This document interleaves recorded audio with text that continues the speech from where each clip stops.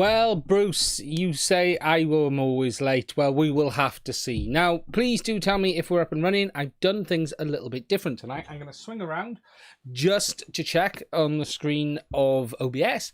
And as you can see, I've set things up a little bit differently on the audio side of things because I had some problems on the last live stream I did. And I've realized that audio is something I need to do a bit more with. So I've set actually up my USB mic for this one. I've still got the Rode connected and I will be switching over to that in a minute, which will allow me to do it portably. But please do let me know how the audio sounds tonight. You should find the volume okay. I've been playing today and actually doing some test live streams with it. Now I'm actually doing the audio on this one here, which is a frankly extremely cheap USB microphone. It's one I've sort of had laying around in the drawer, and I spent a bit of time today looking at the audio on the stream and some things, and it's just an area I have completely ignored. However, it will not be an area I ignore from now on. I have some plans to get some new equipment. I've done the video side of things now with the ATEM and things like that, but I'm going to sort the audio out as well because it is something I need to do. And actually, it's quite an interesting subject because I've spent a lot of time looking at the many options that there are out there. If you've looked at microphones and you've got the Blue Yetis, you've got all of the streaming mics, which are generally USB microphones, or then you've got more traditional mics, XLR based, where you need preamps and things like that. And I've been trying to decide which way to go and trying to understand if a USB would be enough, something like a Blue Yeti. I've been really looking at the Blue Yeti X. It's not cheap, it's not expensive, but it's not cheap. But I've also been looking at a couple of other ones, and I'm leaning on going Rode actually, and looking at the pod mic, I believe it is actually. If I bring it up, it is the pod mic. It's this one here, and I'm leaning on this, and it gets very, very good reviews. Everyone so far says it's a very good microphone. It is a dynamic mic, which means it should be better for the audio side of things in the sense of it'll pick up less background noise. It doesn't require phantom power, but it is going to require a preamp. And I am looking at options on that as well. So that is the kind of thing I'm actually looking at to do, and hopefully just to make things behave a little bit better. Now, tonight's live stream, we're going to catch up on a little bit of news. There has been a little bit of news this week, not a lot. To be fair, we are very much in a quiet area of the drone industry. You know, we're really beginning to suffer from the virus situation. I don't want to call it what it is. And we're also beginning to suffer from things like the fact you've got the regulation changes in the US, you've got this regulation change in Europe as well. And the reality is, very few people are looking to spend money right now or have money to spend. So we're in this situation where there is very little new product. There's very little to talk about from a new product point of view, but that doesn't mean that there isn't any news. Now, before I do that, I'm just going to get the shilling out of the way. There are 10 of you here, so thank you for that. I am just going to hit this button here and get the shilling done, and then once we do that, we will get on with the show. Today's video is sponsored by us. If you find it interesting, please do check out some of our other content. Hit that subscribe button, and don't forget to hit the little bell and select all. That way you'll get updates on any new videos we release in the future. We also have a brand new dedicated live streaming channel. Sunday evenings, 10 PM UK time, I go live on this channel talking more drones and tech. It would be fantastic to see you on the stream. There's a link to that channel in the description of this video as well. Please head over there, hit the subscribe button and the bell as well, and I look forward to seeing you on the stream. Finally, if you'd like to support the channel, please do check out some of the links in the description of each video. These are affiliate links, but the income from these does allow us to keep buying products to be able to talk to you guys about on the channel in the future.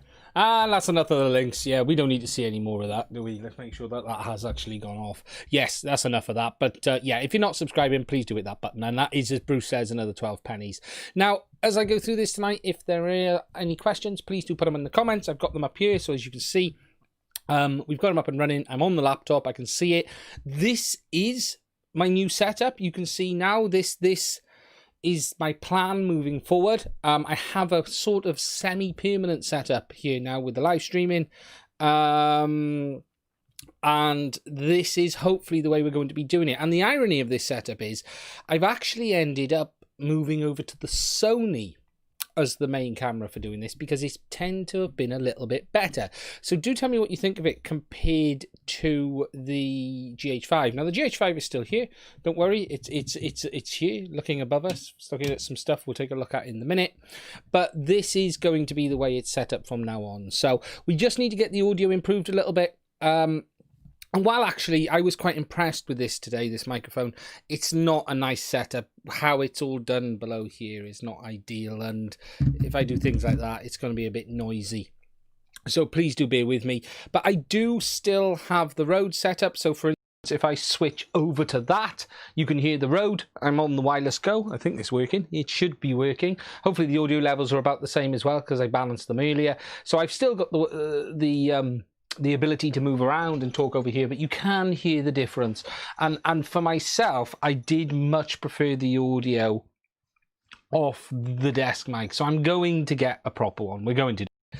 So if I switch back over to this one, as you can hear, it is quite a difference. And hopefully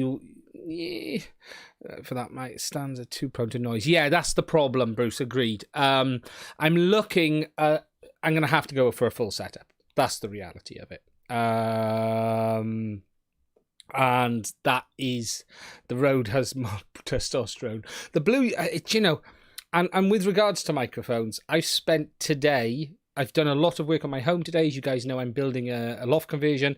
I finished the plasterboarding today. There's no more plasterboarding to do. It's been a major job. So drywall, if you're in the US, if you want to know what plasterboard is.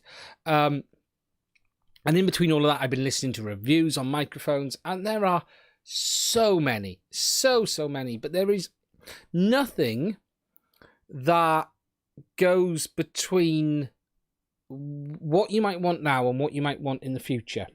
Hiya Phil, how you doing? Keep spending the money. Well, I'll talk about that a little bit in a minute as well. And what I mean by that is I could get away quite nicely with a USB microphone right now, but I would like the options of going XLR in the future. And the problem is with many of these mics is you don't have both. You either have one or the other, and you're stuck in a situation of something like the Blue Yeti that has USB with no XLR, unless you get the Blue Yeti Pro, pardon me, or you go for something like the Rode, and then if you want to USB it, you're talking going for the Rodecaster, which is like 600 quid. You know, so I've set myself a budget of about £200. As Phil said in the comments there, keep spending the money. Yeah, I am spending a little bit of some of the stuff I've saved up. I've been up. It's been a number of things, actually. It is that very fact I was talking about earlier, that there has been no drone releases. There has been very little for me to actually not spend money on, but I set a fund aside for whatever was coming next from DJI. I'd set a fund aside. I skipped the Mavic Air 2. Now, I did put a fund in place for the Mavic Air 2, but I ended up skipping it. I just made the choice based on a number of the reviews I'd seen, based on the amount of noise it had, that I felt I just didn't need it right now. I still love my Mavic Pro 2, my Mavic 2 Pro, I should say. And I just didn't think I'd be able to bring much to the table for it, and I ended up skipping that. So those funds went to one side, and I just sort of saved a little bit up over the time, and that's what I've been doing. I have a fund which I started 3 years ago for the Inspire 3, which still hasn't happened, you know. So I have been saving a little bit for the next drone, because when you are looking to, you know, talk about them and review them, you know, I don't get sent $3,000 drones for free, so I do need to be able to fund them. And I'm very lucky through you guys, through the affiliate links, I do have a small amount of income, and that allows me to save it. But what I decided to do this time now is I've been putting it into tidying things up a little bit. You know, being able to do things a little bit better, because the reality is the channel is 5 years old, and we just hit 15,000 subscribers, as I talked about on the main channel, and you know, we're on the second one. And reality is I've done things very, very badly for quite a long time. A comment I used on Sean's show the other day was that as much as I've tried people to fail, people keep subscribing, and I massively appreciate it. But the reality is I probably need to get my bum into gear and try to make things look a little bit tidier. So that's what the plan is. Hence the office, and you know, this space isn't just for this channel. You know, this is my workshop office area. I like it. It's a nice place for me to be, and that's why it looks like this as well. You know, it is a functional space, yet it has a certain, you know, aesthetic which I wanted for the channel as well. But I'm happy to spend a little bit of money on audio now. I think I've done the A10, which I love. You know, I did the first stream with it the other day. Absolutely really impressed with it. So, but if you guys have got any recommendations on microphones, if you use them, please do let me know. I do love the Rode Wireless Go, which is the other microphone. You know, if I just switch over to that, you know, I bought the lav for it this month, just to make my life a little bit easier, but it isn't the cleanest audio. It does pick up background noise. You know, if I look at the levels, I can see that there is some stuff. Now, I have put the filters in place in OBS, actually, to cut the background out a tad. But I have noticed that the audio has been terrible on many of my videos over the time. So it's something I want to do something about. So that's the plan. Anyway, let's get back on the USB. So, to talk about some news for this week, let's get the laptop up. Now, if there's any questions while I'm doing this, guys, please do put them in. The Rode sound compressed. It is, isn't it? It's interesting. My cup of tea, by the way. I might have the compressor turned on, actually, a little bit.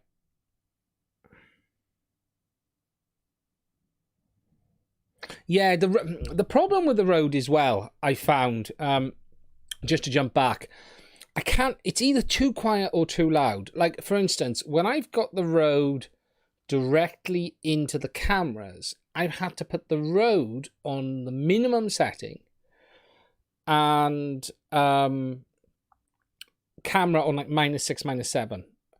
Whereas when I've connected it to the computer, I found there's no happy medium. If I put it on the minimum setting, it's too quiet.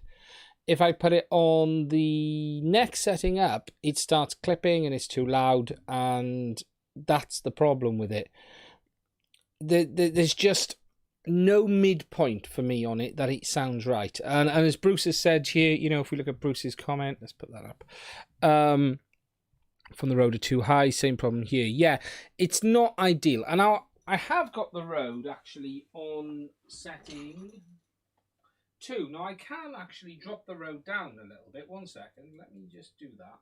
Now, what I'll do is I'll switch back to the Rode.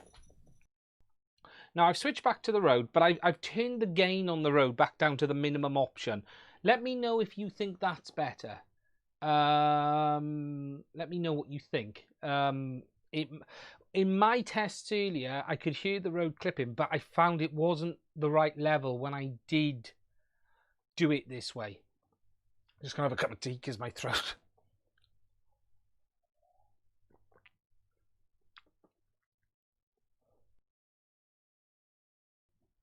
Sorry about that. I did find that, and you know, I've just turned it down to a gain level. So let's just try that. So I'm on the Rode, obviously now. It's keener, but the level is low. Yeah, and this is the problem.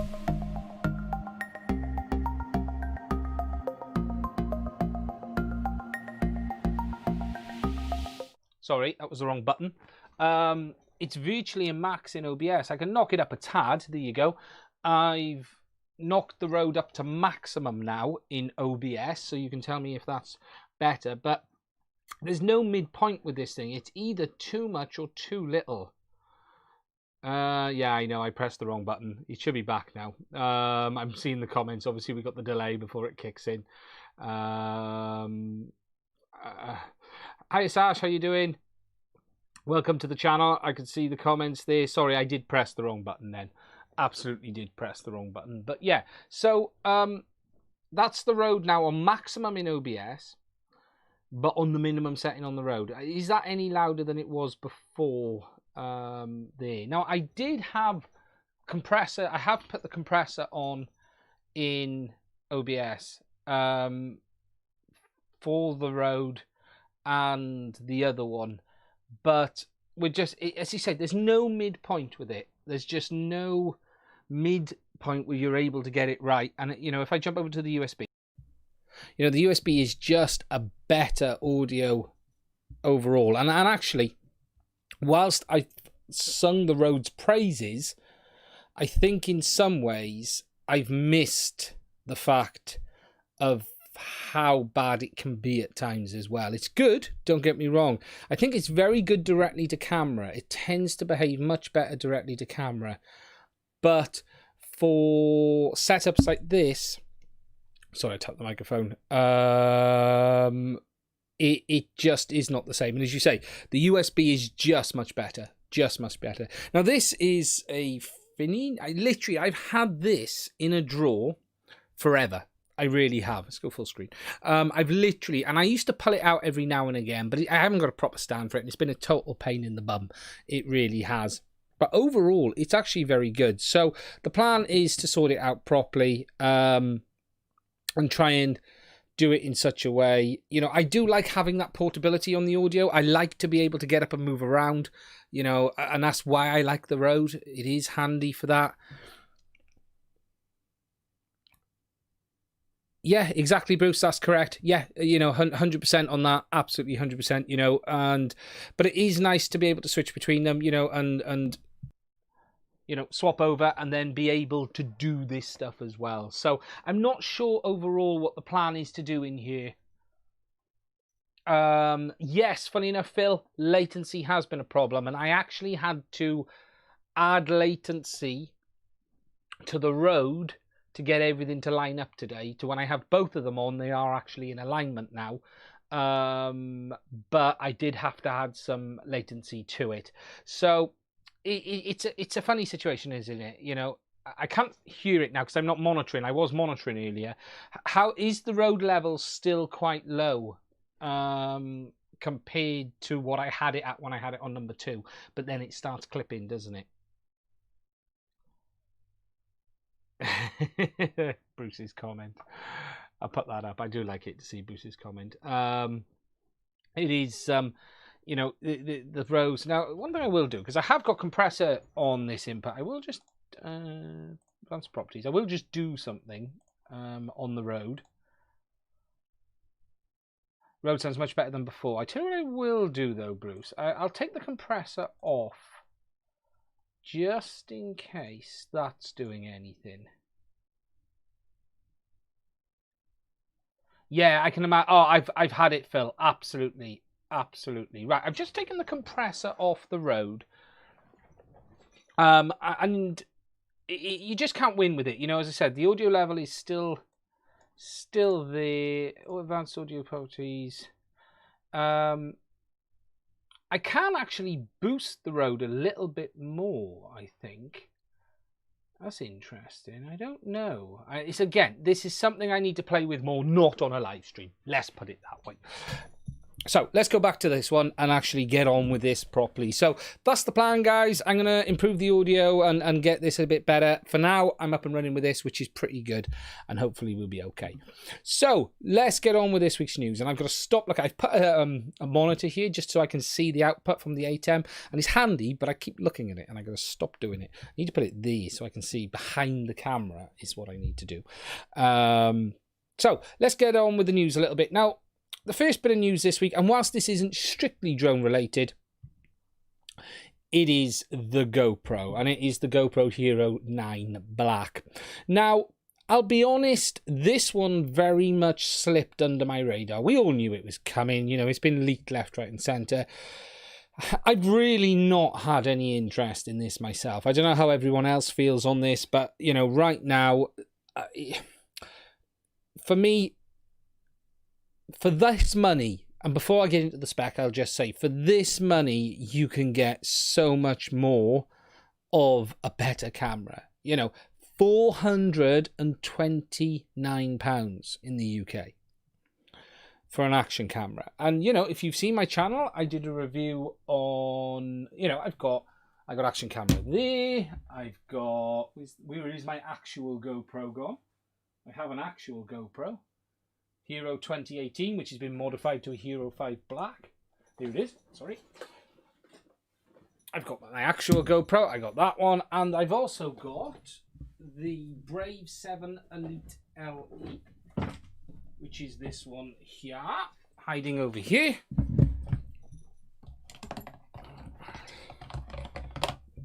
I bet that's noisy. You know, and my issue with the GoPro is this. It costs £429. And for that, okay, let's just break it down what we're getting. We are getting front display. Sorry, my cup of tea is repeating on me. Okay, that's something DJI did over 12 months ago.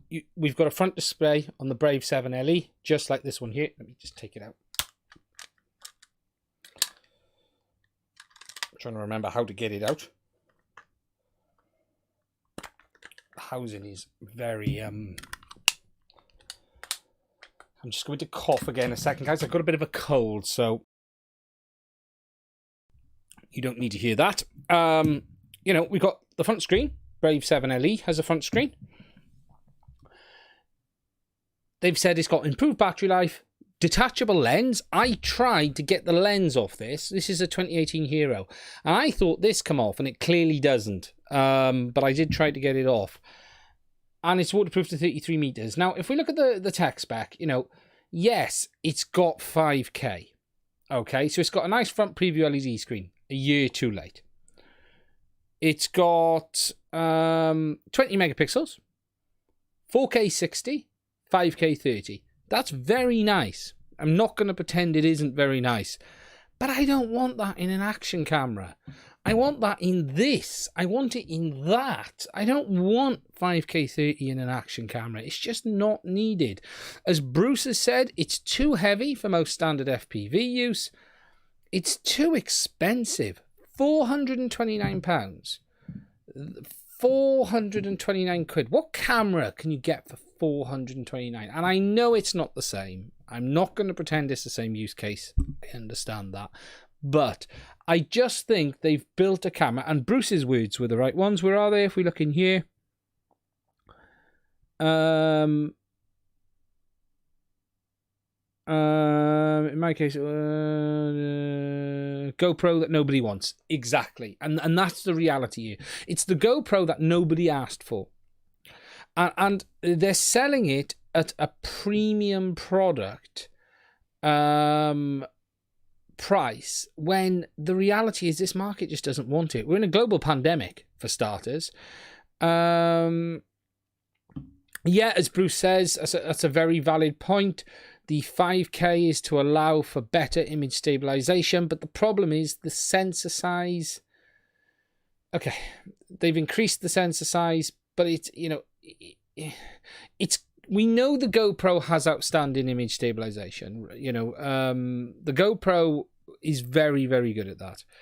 But overall, from a drone point of view, no one's going to want this camera. From a FPV point of view, no one's going to want it. You know, there should have been another session by now, another small one. But it's a weird product. I'm sure they'll do okay with it, but it just, for me, I just don't get it. I just don't get it right now. I really don't. And the funny thing is, they're actually letting you have it $329, including 1 year subscription to GoPro. And if you notice, GoPro are doing this subscription thing now, and they're doing all of this kind of thing to try and bring in more money too. So it's out. If it interests you, go check it out. For me, I'd like to try it. I'd love to try it, because the reality is, of all of these cameras I've got here, you know, of all of these action cameras, none of these two are as good as the GoPro. That's for sure. I'm not going to pretend they are, because they're not. The quality on the Brave 7 is okay. It's not GoPro standard by any means. But the reality is that costs £129 or £149, and it's 60, 70, 80% of the way there. So really, if image quality is all out important to you, then the GoPro's worth looking at. However, if you want a decent action camera, just that you're not afraid to lose, then check out some of the others that are out there. There are many, many good ones. As Phil says, it's a lot of money to strap to an aircraft. It really is.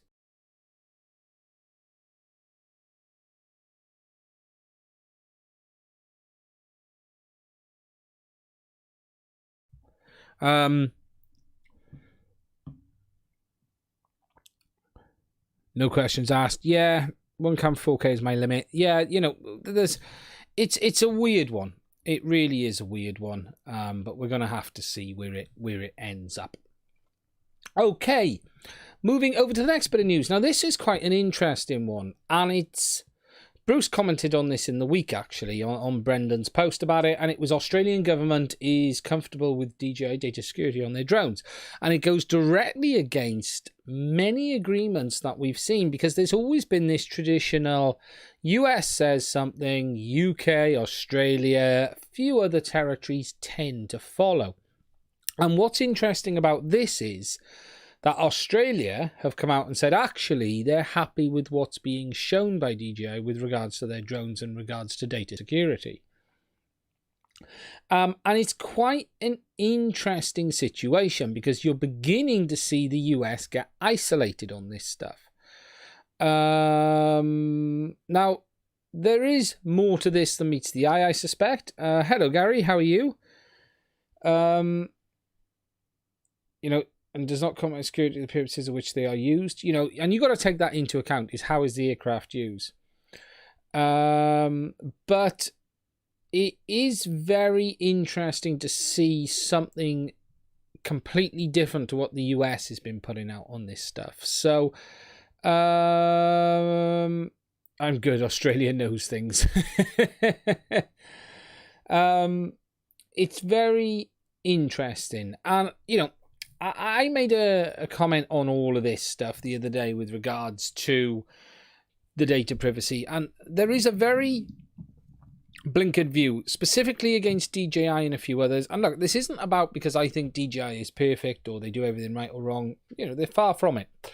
But there is a lot of hypocrisy when it comes to, we're more than happy to use Chinese laptops, Chinese phones, TVs, DVD players, yet when it comes to drones, we're obsessed that they're spying on us and stealing our data. So, okay, I know the whole Huawei thing, there's more to that, you know, but that's more infrastructure side, not device side. But at the end of the day, you know, what you have to look at these things is look at all aspects of it and not just one part of it. But yeah, it's interesting. It's very interesting. If you know what's happening, you can also use the same tech for the same thing. Yeah, you know, at the end of the day, what you have to decide with anything like this is, what are you doing with it? What are you doing to protect your data? Because protecting your data isn't particularly difficult. There are ways of doing it. As I've said before, there are some issues. You know, DJI have just released local data mode, and that has, the new app has that, the Fly app now has that, and you have the ability to turn off communications, but you still have logs inside the aircraft, so do be aware of that. But overall, it is an interesting move, and it's going to be interesting to see where it ends up. So I just thought that was quite interesting this week. Moving over to Gary's site, SUAS News. If you're not a subscriber or you're not registered with it, do go on the site, and I'm sure there's an RSS feed where you can do, and Gary does the podcast on a Tuesday night. And the one interesting one with this was the story from Altitude Angel. Now, Altitude Angel is doing a huge amount of stuff right now. They seem to be everywhere. They're involved in remote ID stuff, UAM. Richard, who's the CEO, he's been on the podcast, well, the weekly chat with Gary a number of times, and myself and others. And Richard always comes across very, very well. And they've got their hands in many, many pies at the moment. And it was interesting just to see, you know, the story, which is about drones and planes to share the same scale as the drone zone. So they actually, you know, they're putting all of that data into one place. It's going...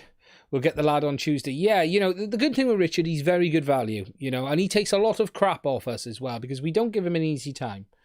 Because we don't, you know, I don't agree with everything Altitude Angel's doing. You know, I hugely respect their company. You know, they've done things the right way, is the best way of putting it. And that's more than we can say for many other of the UTMs or those kind of companies out there. So, you know, they're doing some fantastic work, but I thought it was an interesting story. Allowing organizations, airport, you know, and the basics of this here, they're going to allow organizations quick and easy access through simple licensing for data. And, you know, and it's, you know, they're doing a lot of work. You know, they're behind a lot of the stuff as well with regards to NATs and things like that. So they're good. It's an interesting story. It's definitely worth checking it out.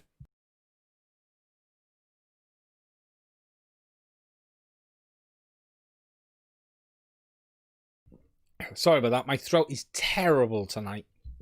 It's because I've been working on the plasterboard all day. So that one there. Next thing I wanted to talk to you guys about before I start looking at some other stuff was it's not Joshua Bardwell actually. It's Sharkbite. And the only thing I just want to say on this is I haven't seen this myself, but I've done quite a few videos on Sharkbite on this channel talking about it. You know, I haven't seen it yet.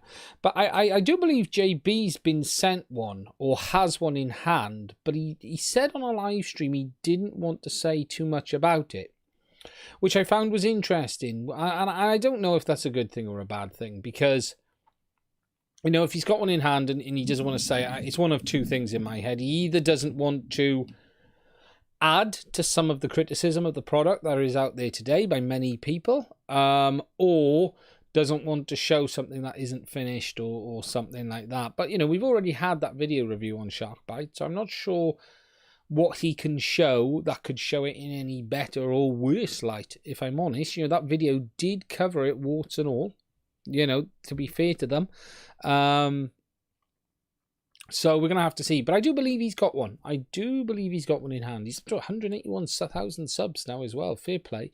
He is flying. Absolutely flying. Just go back to that on the full screen. So really, that's pretty much the drone news for this week. There hasn't really been a lot else exciting from my point of view as a hardware guy. You know, Arterion have been talking up some of their stuff this week, as they always are. I'm going to talk a bit about that in a minute as well. But other than that, from the drone industry and hardware, we really are in a bit of a lull. There's very little hardware around the corner. Okay, as we head into October, there will be some new products coming. You can see that thing in the back corner. It's probably too dark. Yeah, I don't think you can see it. Related to something like this, maybe. And that isn't it, by the way. Related to something like that, maybe, but that isn't it. But, you know, I've been having a think, and where do I think we're going to end up the rest of the year? And I don't really know, if I'm honest.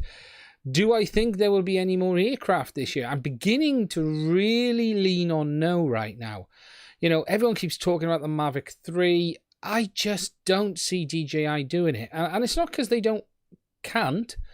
I just think right now is a terrible time to release a new product for the domestic market. Professional users, not so much. You know, we've seen a slew of releases this week from, well, the last month. If you talk about cameras, we've had the A7S III, the S5 from Panasonic, the Canon R5 and R6. We've got the new A7C. There's more coming. We've got something from Nikon, I think, landed yesterday. I don't really follow Nikon, so... you know, there's been a slew of new products, and then around the AV industry, you've got the A10 Mini ISO, you've got from Blackmagic. There's been all sorts of stuff landing in the pro sector. We've had a few new gimbals. There's been a new lab from Zinyu. There's rumors of something coming from DJI. I just don't see anything coming really right now that's going to be for the domestic users. You know, I think the Mavic Air 2 was a very clever release for DJI, because if you go back and look at it, it is a low-cost model of aircraft that covers most people's needs at a budgeted price point, and it keeps them moving forward. And the reality is they just need to sit on that for a little bit. And you know, if we look at these aircraft are getting old. The Inspire 2 is getting old now. They're still manufacturing the Phantom 4 series. The Mavic 2 Pro and the Mavic 2 Zoom are 2 years old plus now, at least. I think. So, I don't know. For me, I don't think we're going to see much this year. I honestly don't. There might be a refresh, but I'm not convinced we're out and out going to see a new Mavic 3. But again, it's all guesswork. It's all my prediction. I don't know. I don't know what isn't coming. There's still the rumors around the DJI FPV quad as well, which I honestly don't know anything about. Whether that will happen or not, I don't know. I think that's more likely than anything else. If I'm honest, I think the FPV quad, and for those of you who haven't seen it, you know, let's bring up DJI FPV quad. Let's just bring up the images. You know, the leaked images. Where are they? Well, they're not even coming up. I did a video on it, didn't I? DJI FPV leak. Come on. Have I got to go to Twitter and find it? Here we go. You know, I'm not convinced on this at all. I'm really not convinced on this thing happening at all.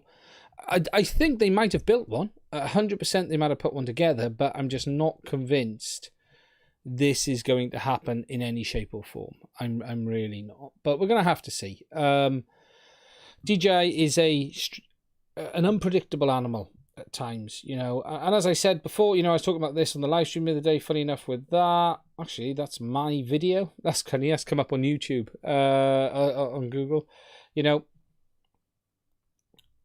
where I talked on that video around the new FPV quad leaks, as well as the Frostbite, as well as the RoboMaster EP.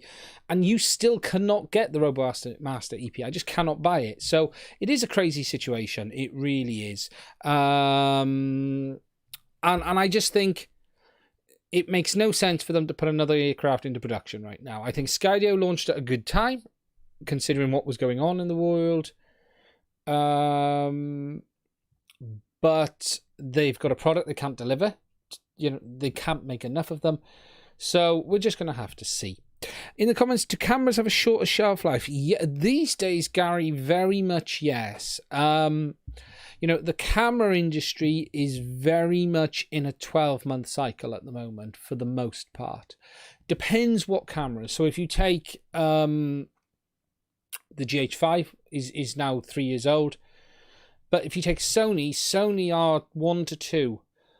But there's constant evolution. Sony especially are constantly making product and putting it out. You know, they've just created the A7C, which is basically an A7 III, but smaller, lighter, and a little bit better in some ways, and a little bit worse in some ways.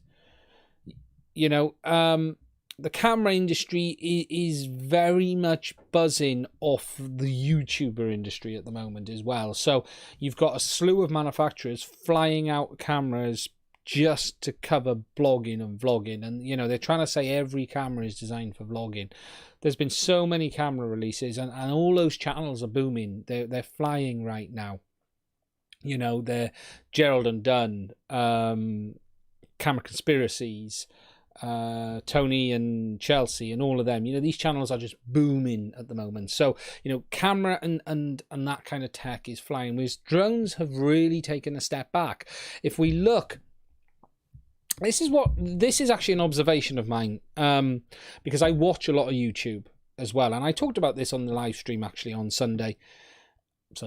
It's Sunday today. I talked about this on the live stream on Friday.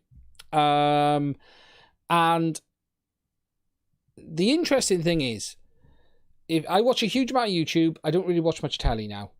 If you watch a lot of this content on these YouTube channels, all of these gadget channels, okay, ignore the dedicated drone channels a minute, but on the gadget channels, they talk about cameras, microphones, streaming gear continuously.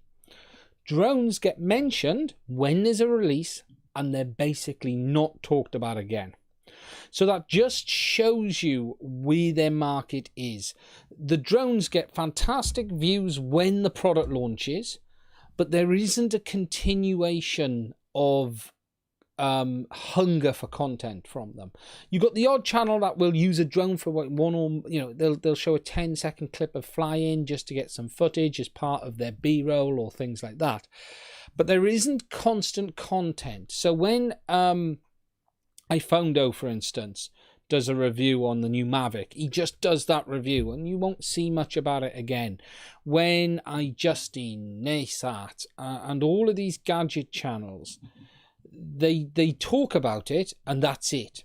Whereas if you look at the other segments of tech and cameras, photography, videography, yes, you've got the dedicated channels, but the general channels are constantly making content about the products and how to use them and what they're doing with them and things like that. So in my head, what that tells me around drones is it's a very limited audience. And I do honestly think many people are interested and find them cool, but don't purchase. And I think that's why you get all these views on these videos for the latest Mavic, for the latest Autel or things like that. But you then have a fall off, a massive cliff of interest from that point, because once they've seen the new drone and seen a bit of cool footage from it, people look at it and go, oh, I can do that. And it's the same with GoPro. I think GoPro's in the same boat with that as well. Now, as Typey is quite said, rightly said, the camera industry is in a massive decline, but it's also in the best tech we've ever had. You know, whilst it's in decline, it's actually driving manufacturers to push so hard, and we are. You know, Canon have been in trouble. You know, we've had Olympus sold. The camera industry isn't in a great place, but what that is happening within that is there's a massive amount of competition. There's a massive amount of fighting to get people's money, and what you're getting for £500, £600, £700 is incredible in cameras right now. It really is, but it is on a thing. So with regards to drones, I think that there is a huge amount of interest from the public out there, but I think it's very much that same kind of interest that they see with a GoPro when you see a guy surfing and everyone goes, "Oh, I wish I could do that. That's cool. I'm going to buy a GoPro and give it a try." And they go down the beach and they end up on their bottom. Whereas I think drones are the same. There's the idea of flying them, I think, is much more appealing at times than the actual fact of flying them. And to get the kind of footage out of them that the guys on these YouTube channels show, you need the location, you need the skill, and you need the editing team to take out all of the nonsense in the middle as well. And I think that's where a lot of it falls over. They're selling a dream a lot of the time these days as well. They really are. So anyway, that's my rant on where I think it is. And as a result of all of this, swinging it all the way back round, I don't think we'll see many new product this year. And I do think the industry is having a realignment, and it's far from over the companies we're going to be seeing falling over as well. So I hope some of that makes sense.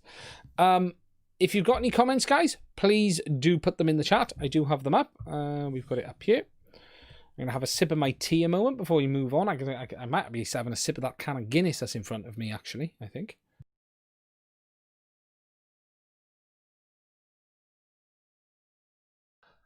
I turned on the wrong mic then. Okay, so let me just close some windows down here. We don't need to see Joshua Bardwell. Now I'm going to come to the rover in a minute. I'll come back to that one. Something else I will just mention is regarding Ardupiloit. Let me put myself up in the corner. Hello. There's been a massive update actually, and it's not a full release update. But it's 4.03, but it has a massive amount of bug fixes in, a huge amount of improvements and bug fixes. And some of the important ones in here is there's a bootloader update as well. And if you're having a problem with your autopilot where it keeps losing the param settings, so you save all your params and then it resets, you need to update the bootloader, especially being on the Cube Orange has seen this as well. They've now finally put in the new compass ordering and prioritization improvements. Is it 4.06? Oh, wait, September the 16th. 4.04 has been released. That's 5 days ago. Have they doubled up again? Plane will be 4.06. Copter will be 4.04, I expect, Mark. I haven't looked at plane yet. This is the one from 5 days ago, which is the thing. And the big one is, yeah, plane is 4.06. Now, the big couple of things in here is they finally added the new compass ordering stuff. Now, I already have put this in my video on this. If I find that a minute, I won't go over that window. Let me just find it. I have already shown this in the video. Ardupiloit. Let's see what comes up. It's interesting. My video doesn't rank for Ardupiloit Compass. Well, that's very interesting. That's something I need to figure out because it should. So where is it then? That's GPS.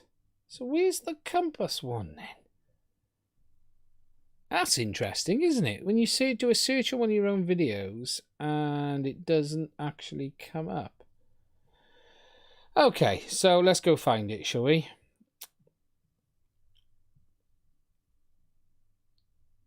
Now, there's probably a link in this one. No, there isn't. Oh, God. Don't you hate it when it does that?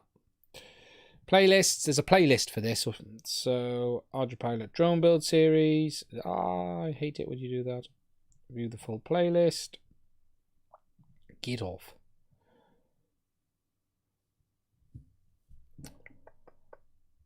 Part 1, Part 2, Part 3. Where's... Really? That's weird.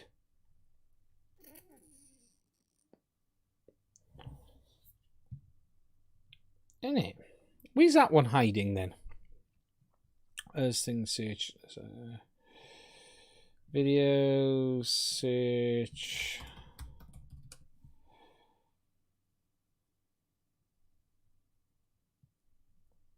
There. No, that's GPS. YouTube has stolen a video. Alright. Oh, have I called it mag? I bet I have. No. Oh, it's under part 3. You know what? And the problem is, I've labelled it as basic hardware. See, that's a classic example of me not laying that out properly. Part 1, basic hardware. Oh my God, what has happened here? What's gone on here? Because the title says Ardupiloit Build Part 1.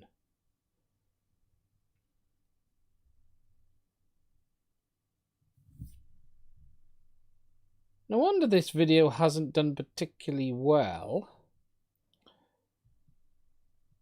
That's a bit...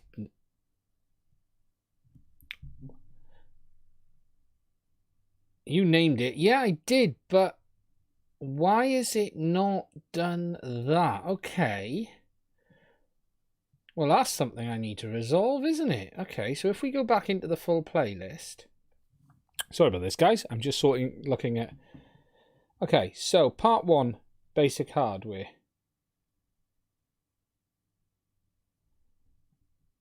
So this one here is the first video. Makes sense? What's this one here? Why is it listed twice then?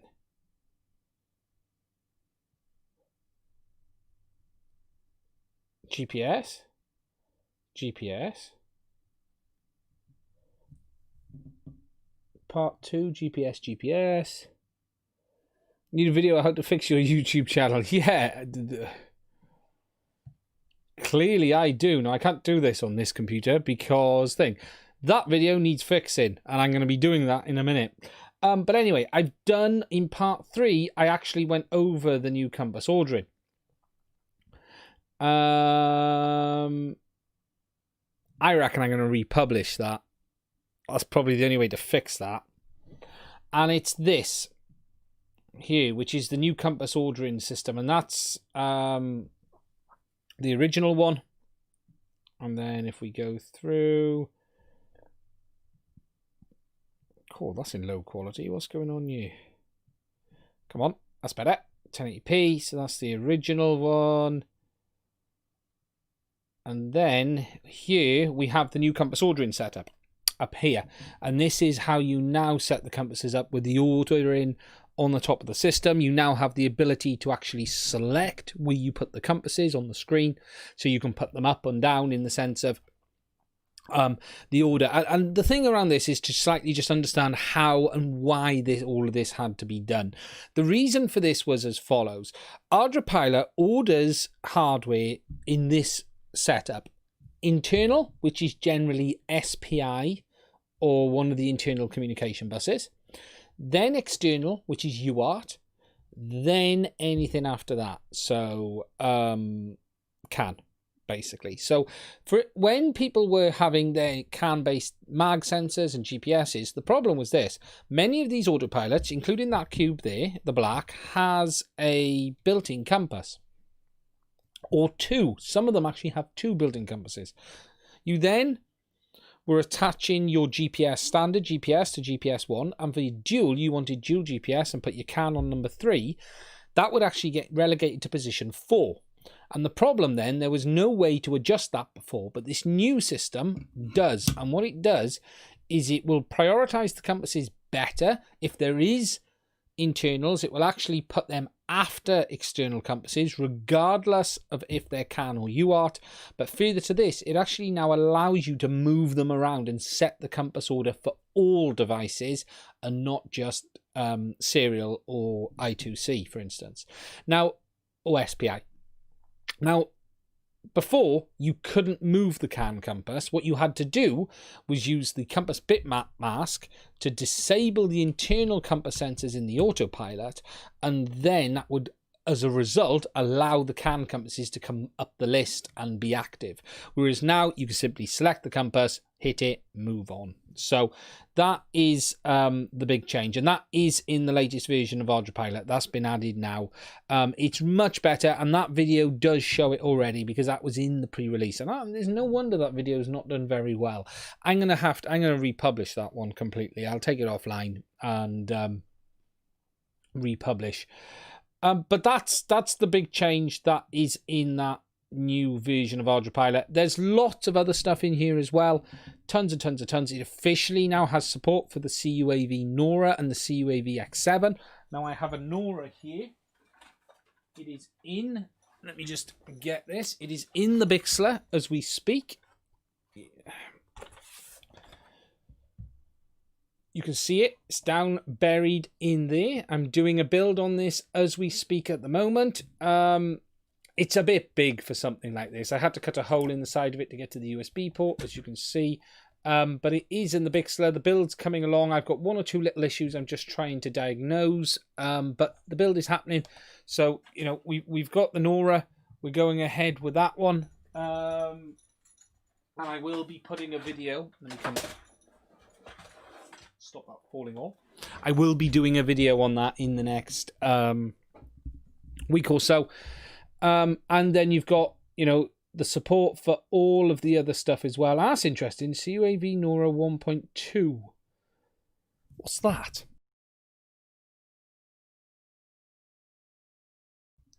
I wonder what the NORA 1.2 is. That's very interesting. I'd not seen that before. So that's a revision. What's that? It's interesting. Shall we have a look? Okay, so CUAV have done a NORA version 1.2. No, I don't think I have a 1.2.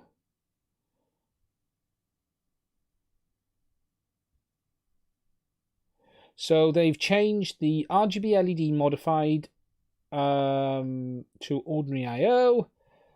RM300B on SPI. The default CAN RGB LED is turned on. Use first, second, and third IMU in EKF2, which is interesting. Okay, what else are they saying? Potential case cause sensor adjustments users due to intrusive. There's a little bit of talk around the heater. It's interesting. Just reading down. So the updates were committed into Ardupiloit, and that's why that's been there. So the big difference between the CUAV version 1 and 2 is the RGB LED modified to ordinary I/O. Okay. RM3100 will be on SPI2. What's the RM3100? I don't know what that is off the top of my head. We're going to have a look at that as well. Just intrigued at what that is. Compass sensor. So the mag sensor has been on SPI2. By default, CAN RGB LED is turned on. Okay, and then use the first, second, third I'm using EKF2. Interesting. Okay. Didn't know about that. That's something I've just learned. Very interesting. Very interesting indeed. Okay, with regards to that, then I'll do a bit more digging because I've got a version 1 as far as I'm aware. Now, they did send it to me for free, so I'm not complaining for one little bit. I was sent it to have an evaluation and give some feedback on. Holibo and stuff like that. And Profi LED support has been added into Ardupiloit now as well, which is very cool. If you haven't seen Peter Hall's video playing Pong, you should check it out. And they've then introduced the smart battery improvements. They've also added the support for Betafly X frame, which is quite cool. Landing gear deployment, solo gimbal and camera control improvements, and some stuff like that. So, you know, that's the big one. That's Ardupiloit's been updated. It's worth checking it out. Obviously, there's the plain version as well, has now been released too. And the new compass improvements are the big one. And it means if you're using the Here 2 with CAN or the new Here 3, setup should be much, much better overall. Now, just jumping over to the chat. How's the Windows laptop coming for the Here 2 video? Yeah, I need it's something. Hello, Robert, by the way. Thank you for joining us. I'll be honest, okay? I've been very tied up with some stuff at home, and I haven't really been making a lot of content like that. I do have this Windows laptop issue. It needs to be done on Mission Planner. I can see me ending up installing Windows on this, which is my MacBook Pro, and dual booting it. That's probably what I'll end up doing. The plan is for it to be done in the next 2 to 3 weeks. That's my promise on that one. There's a reason why I'm saying that, because the Rover video as well, because that's coming again now soon too. How to fix my YouTube channel. I do need a video, Mark, on how to fix my YouTube channel. I need to watch a video on how to run a YouTube channel. That's the first thing I need to do. So okay, so that is that out of the way. Now, something I was going to do, actually, I just want to do some quick shilling on Twitter. Mark, you retweeted. Thank you for that, Mark. I do appreciate it. That's exactly what my wife keeps saying, Bruce. Yes, it is. Yes, it is. I'm going to try something. I've got a button that should tweet on Twitter for me. I'm going to try it. I've done it. Does it work? You should not be able to run it until you're able to walk on. Walk one. Now, has that actually worked? I'm just going to laugh. Hey, my Twitter button worked. See, this is getting all professional now. I've got a button. And then I got a button that does this as well. So if I do that, you should also get a comment appear in the video in a second. Is it in the chat? Has it worked? Oh, no, it hasn't. That one's... Hey, there it is. That's my button in the chat as well. And that's brought up the shilling in the chat too. Now, as I said at the start of the video, today's video is sponsored by me, as all my videos are, because we don't have sponsorship on this channel. So, or not at the moment anyway, and it's not something I have an intention of doing. Yes, Bruce. It's the only person you give a Bruce to. Now, I will just show you guys something which I thought was quite funny. It's a tweet. I would think it's funny because I did it. But Billy put a tweet out. If you don't know who Billy is, it's Billy Kyle. He's one of the YouTube guys who does videos on drones and stuff. And he was talking about the new GoPro 9. And I guess he got out the Karma to try it all. I didn't really understand why he did it, but he did. He got out the GoPro Karma. And that was his image, just to show you it. So he just posted that image saying, here we go. And what I found quite funny was Skydio said, it's missing something. And with that, I couldn't resist chucking a comment on the bottom of it either, as you say. And I just found it quite funny because we all know the situation with the Karma. You know, generally its battery did tend to fall out just after takeoff. And that was my... thing. What a beautiful drone. Yeah, it is, Bruce. It really is. It's looks like something from under the sea, doesn't it? But yeah, I couldn't resist that one. I really couldn't resist that one. Sometimes you just have to do these things. Now, the next thing I was going to talk about was the rover. Now, the reason for that, it has an eject button. It has an eject button, it does. Tell you what I need to do. I need to figure this out in OBS. What I need to do is have an overlay that keeps the comments up whilst I'm talking. So I know you guys can see them, but I think it looks quite good. That's something I'm going to work on. I can do that, actually. I can do that. Now, the next thing I was going to talk about was this thing, actually. You're going to lose me a second.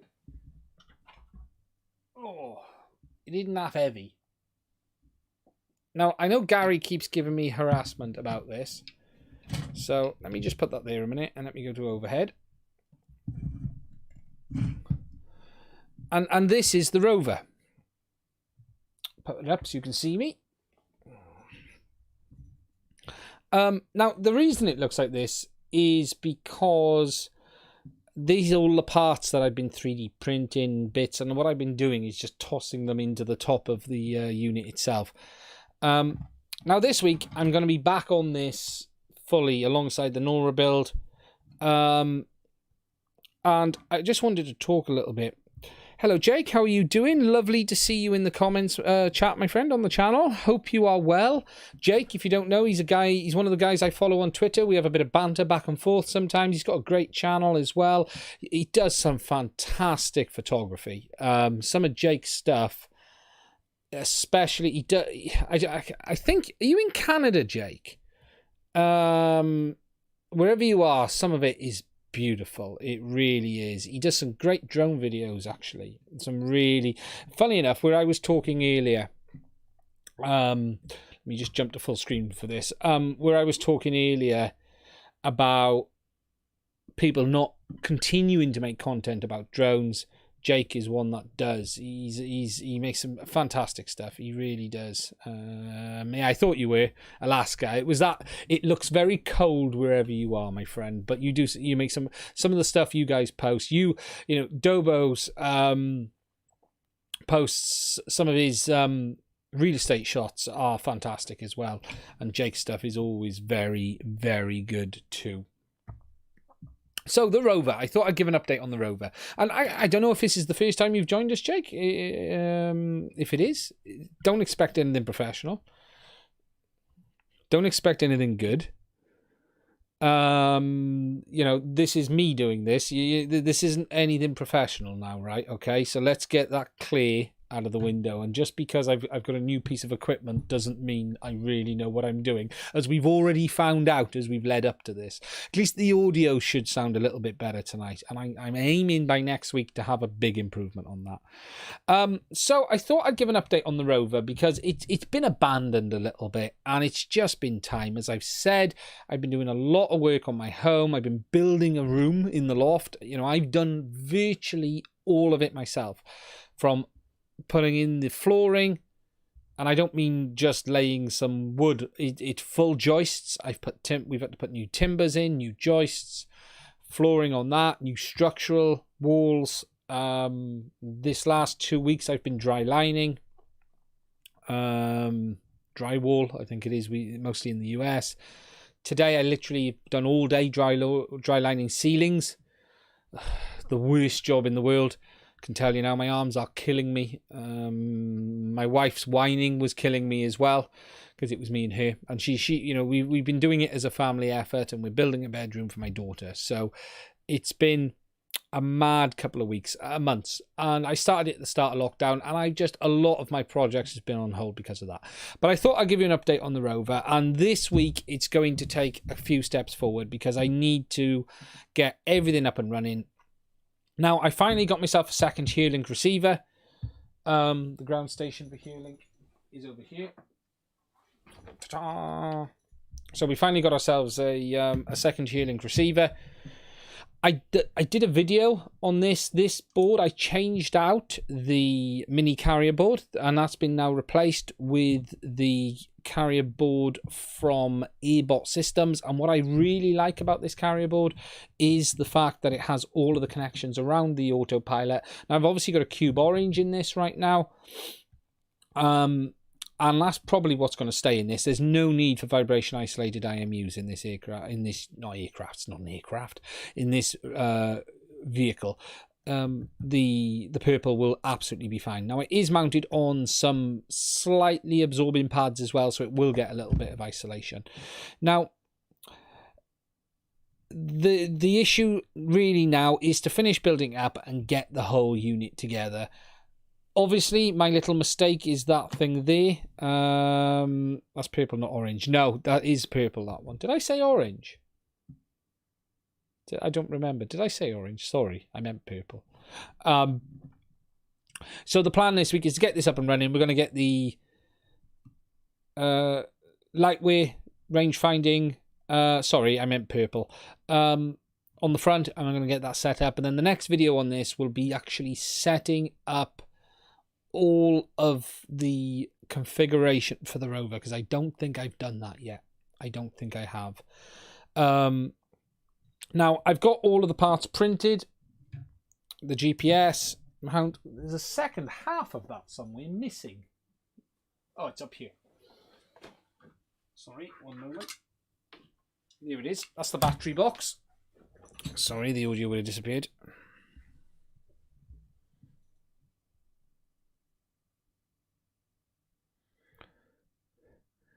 Just reading the comments. Daughter's loft, that explains a lot, because daughter's room start as a tiny project with growing and then exploding dimensions, adding things in there. Yes, absolutely type. Yes, yes, yes. I wish it was my bedroom, because it's going to be the best room in the house. So that's the battery box. That's a good print. Oh, I want to talk about that in a minute as well, while I remember. So that all needs to go together. So the plan is this week the rover will be back together. Now, I have been looking, and what's a shame is I have been actually considering taking out the Cube Purple. And there's a reason for that. And the reason I'm thinking of taking it out is I also wanted to have a look at iNav from a rover point of view as well. But the frustration is iNav, turn on the camera for me, iNav doesn't support the Cube series of autopilots. Now, at the moment, they support the Airbot Omnibus, Maytech, Furies, OpenPilot, NAS32, and NEYFC. So the frustrating thing for me is I really wanted to be able to actually also try iNav on this as well. However, I'm not going to be able to do it with this autopilot. So I have an option, and I have two options, and I haven't quite decided what to do. I either piggyback a second autopilot and then manually switch between them, which won't be massively difficult, or we replace it with something that's available on both. So something like the Wing. But the annoyance is it means removing the Cube Purple. Because Ardupiloit, if I go to Rover Home, hardware options, if we look down the list, we've got closed hardware. Now, here we go. So the 765 Wing, and that is supported, I believe, on iNav as well. No, it isn't.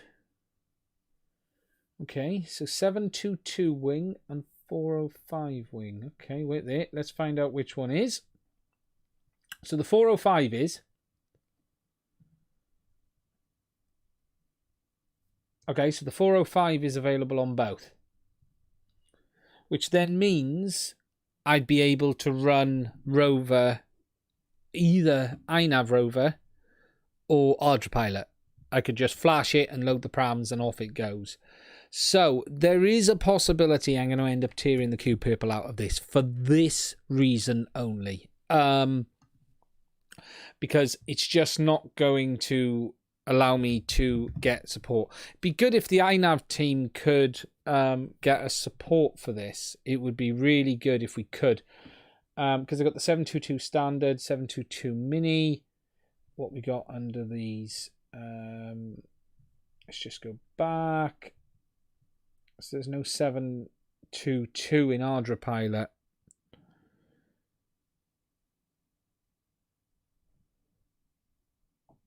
Yeah, Pavel. Did I see a mini there then? What's the mini? Maytech 722 mini. What's the mini like? I've not seen that. Oh, hello. That would be handy. That would go in very nicely. Is that supported by Ardupiloit?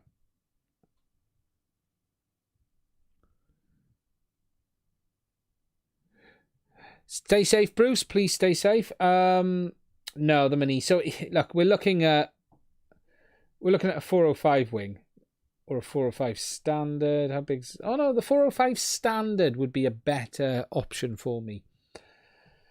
The only thing I have just thought of, and I need to check this, and I've actually got one of these here, so I could do this, which is the Omnibus F4 Pro. Now, I've got an F4 corner, but I think it takes the same targets. And the Omnibus was F4 AIO Pro. So the Omnibus F4 is another option to go with as well. So I think I'm going to end up doing that. That's looking like the case. It's a bit frustrating because I love the Cube series. It's a good autopilot. But for me, I did want something in this that I could swap between the two. And it's a shame we can't get iNav to support the Cube Purple. I think it'd be a great controller. Sorry, been a long day. I think it'd be a great controller to get in there. But so that's the update with the Rover, really. At this moment in time, the Autopilot is the Cube Purple. So if I change it, I will change that, and I'll think of a different use then for the Cube Purple, and that way then I can flash between the targets back and forth without too much of a problem, and then get it out there and get it up and running. And it'll be interesting to see how far along the Rover support has come, because if we look in iNav,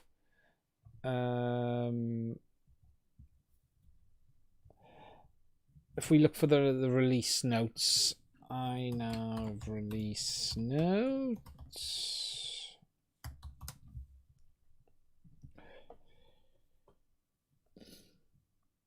So we're on 2.52. Yeah, Sasha agreed. They are cheap as chips, aren't they? The F4s by Omnibus are, you know, I've got an F4 corner here, and I'm sure that will take the same target as the F4 Pro. I'm sure it does. You know, they've added some support for the Flyroo boards recently, SPDB-F7. 2.5 was when they added in... Was 2.5 when they added in Rover support? Yes, they did. So starting from 2.5, iNav supports boats and rovers. So it would be interesting to see. And it would be interesting to see if PX4 supports them as well. Being able to do it between this and PX4 would be very handy. I should check PX4 ported boards. Now PX4 is obviously a bit more closed. In the sense of Holybro, Pixel 4, Shock Horror, Cube Black. Yeah, PX4 has a much more restricted level of autopilot support, so I'm going to be stuck with a Cube. Not even a Cube Orange. Sorry, Cube Purple is going to work in that. So that's the plan with the Rover anyway, guys. I will be doing a bit more with it this week. I'll probably end up going with the F. You know, what is the price on these? Actually, let's just put that back up a minute. Sorry. So what we said was between these. So that's we don't need that. So that's Ardupiloit.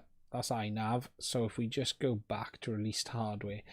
So we're talking the 405 standard. How much are they? They can't be expensive. 405 standard, £25 board.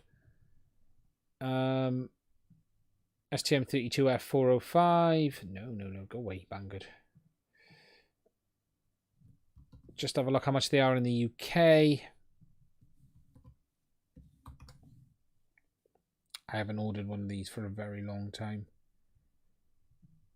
405 wing is 36 quid. I suppose I end up with the wing. We'll be okay with that. That'll go in there. Yeah, I think we'll be. Or the Omnibus F4s.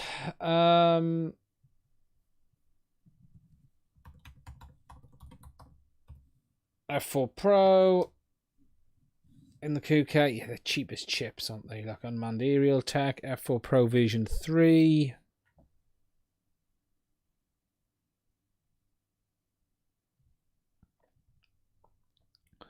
£22 out of stock. So they are cheap. They are cheap.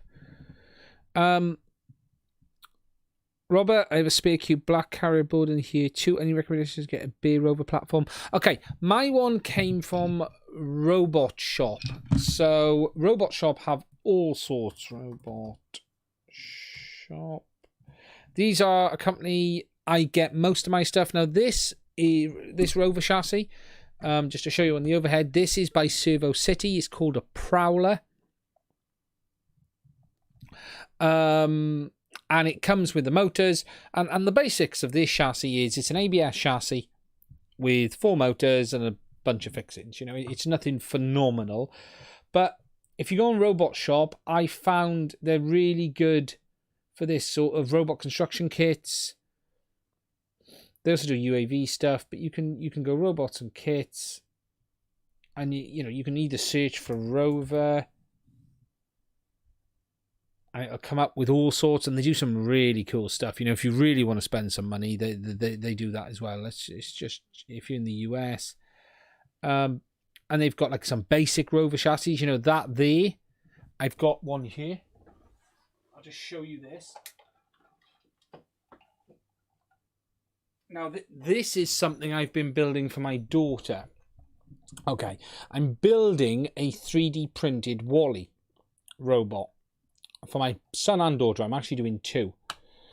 And the idea is he's going to be autonomous. He's going to have a little controller inside. And so that chassis I was showing you there is what I've got on the bottom of this down here. Now this is largely 3D printed. This is, well, it's all 3D printed apart from at the bottom. He's got his little door that opens up down there. You can see the wires are in. And the idea is he's going to be a little robotic Wally. So that chassis is there. But they are doing much bigger ones as well. You know, they've got... Let's see if I can find mine on here. Let's just scroll down. You got the Lex Motions. Now, I was really tempted on these. I really was. They're not cheap, but they are nice chassis. I would have preferred it than this in some ways.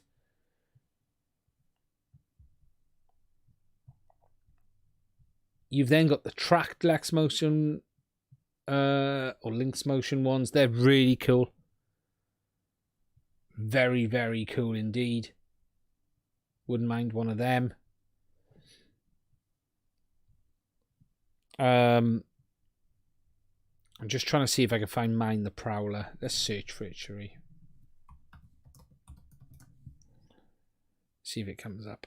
Here it is. That was my chassis there. So that's the Prowler. So it shows you it comes as a complete kit. Doesn't show the pictures very well, does it? And that's the one I've got there. So yeah, lots of options on the Rover. Obviously with the cube back, you'll have no problems at all getting into that. It really doesn't. It doesn't break the bank if at one end the sort of job went wrong. It fries the board. Yes, that is very, very true. We've all done that, Sasha. We really have. We really have. Now, so obviously that's the update on the Rover. Now, that is almost it, but I am going to talk about one other thing. And I want to answer a question from Friday's live stream. So I'm going to move the Rover first while I do this. And that is regarding a cube. A very special cube, actually. Now, if you weren't watching the live stream for the channel, we just hit 14,000 subs. Thank you all. Let me just move this over chat. And put that safe before it jumps off.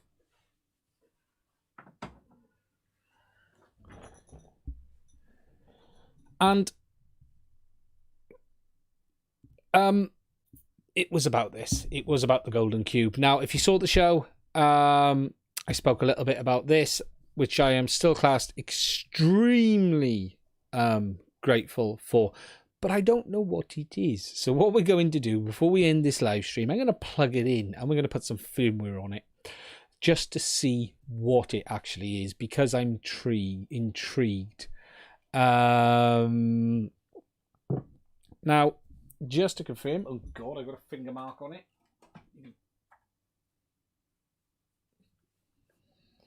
Get rid of that. Thank you, Sasha. I really appreciate it. And obviously, you know, we've got the cube black. And then we have the cube gold. Now, the interesting thing is, though, I don't know what autopilot it is. So what we're going to do is we're going to very carefully get him out. It is legitimate. It is real because there's a USB port in there, look, and an SD card. So she's real. She's real. So I think what we'll do... Cool, look at that. Oh, that's proper gold. Sorry to blind you then. So what we're going to do is we're going to hop over, we're going to plug it in, and we're going to see what it is. So I'm going to switch over to the road. I'm going to go to the other mic. Hopefully you can still hear me. We've hopped over. So I'm going to do over, and then what I'm going to do is I'm going to screen share on that one so you guys can see. So let me just move over to here, first of all. And let me...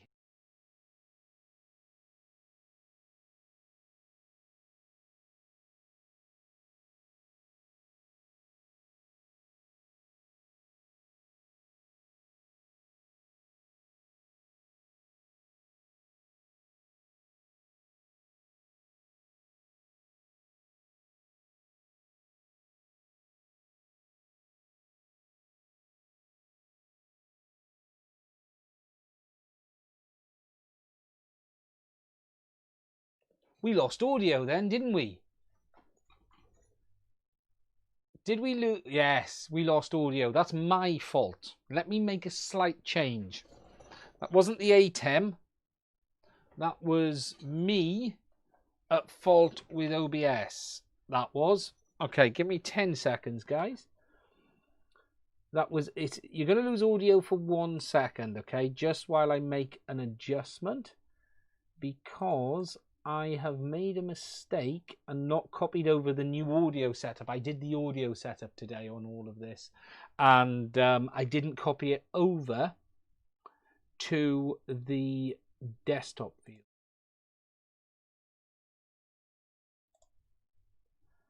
Okay.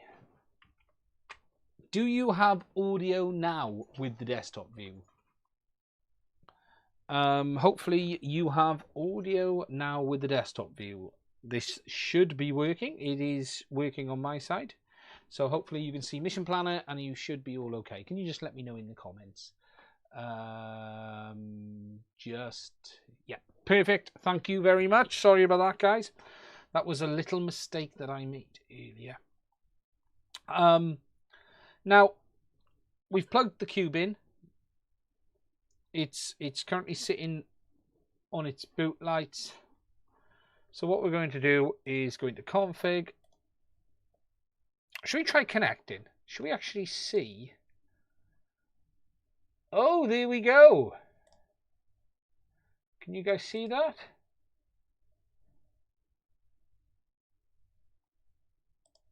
Connect. Oh, connection failed. I think that is because COM14 connect. Oh, let's see. No, these might be previous ports. Okay. COM10. Nope, so it's not COM10. We might need to flash it, but I just wanted to see if it actually picked anything up before we did. Just checking on the comments. No. Okay, so let's tell it to do some firmware flashing, shall we? So we're going to install firmware. Let's choose Copter Official. Oh no, I don't want that one. I want that one. Downloading. Arrays. So it's installing something. We don't know what it's installing at this moment in time, but it's installing something. So we're just programming a cube. Now, I'm a betting man is that it's going to be a cube orange. That's what I am as a betting man, but it might not. It might be a cube black. The only reason I'm saying cube orange because it's called the standard kit gold, and the orange is now... well, it's a cube gold is what it is. However, the orange has become the new de facto standard, basically. So we're just waiting for the autopilot to reboot. I've just seen it do that on its end. Ah, there we go. If we connect. Yes, that's better. We're getting params.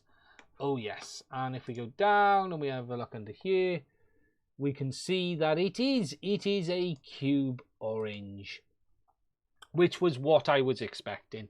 But I did just want to do the confirmation on that to make sure that we did have that right.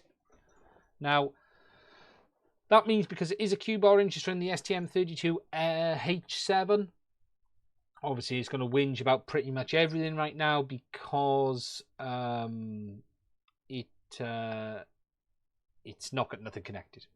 It's literally sitting here as it is. But that was something I wanted to think. Now, in the title of this video, I do say that I was going to mention Lua Scripting.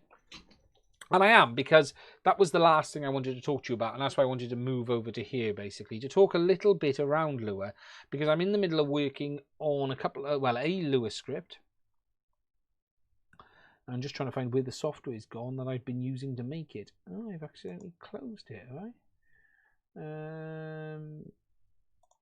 We'll open it up. And we've got Microsoft Visual Studio Code, which is a really good code editor if you do it. And I've been working on a Lua script for Hearlink, actually. And this Lua script is to allow you to control the servo output on the autopilot with the gimbal controller. And there was a question about Hearlink earlier, actually. I just remembered that. Sorry, I didn't answer that.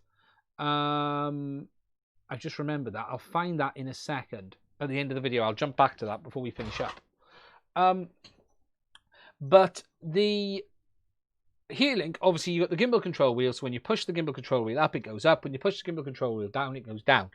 But someone asked me about having the ability. So when you push it down, just like the DJI control, so you move the gimbal control down, the gimbal then goes down and then returns to center, and the gimbal stays where you leave it. And I've been working on a Lua script to try this. And the way this Lua script works is, and I've done some tests with this, and it does actually sort of work. I'm not 100% happy with it yet, but it is doing what it intends to do. And I just thought we'd take a little bit of a look at it and explain it a little bit, because obviously all of the Ardupiloit systems now support Lua scripting. You have the ability to Lua script and create these scripts that allow you to do things that you wouldn't have been able to do before within the autopilot. So I started writing this one earlier, and I'm just going to quickly walk you through what this script is doing.